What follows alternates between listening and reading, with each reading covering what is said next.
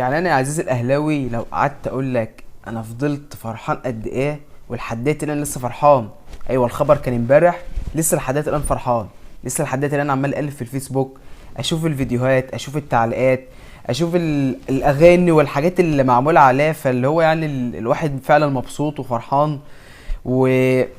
وتقريبا ده اهم صفقه.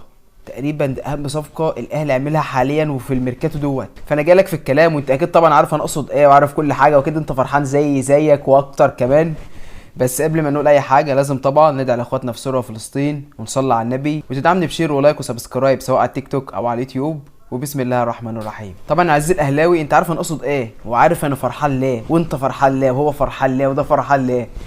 علي معلول رسميا هيتقيد في النادي الاهلي. ايوه الخبر كان امبارح، انا جايلك متاخر بس عم بصور الفيديو واظبطه واعمل له اديت ومش عارف ايه وحاجات من دي يعني. علي معلول رسميا خلاص هيتقيد مع النادي الاهلي لمده الست شهور الجايين.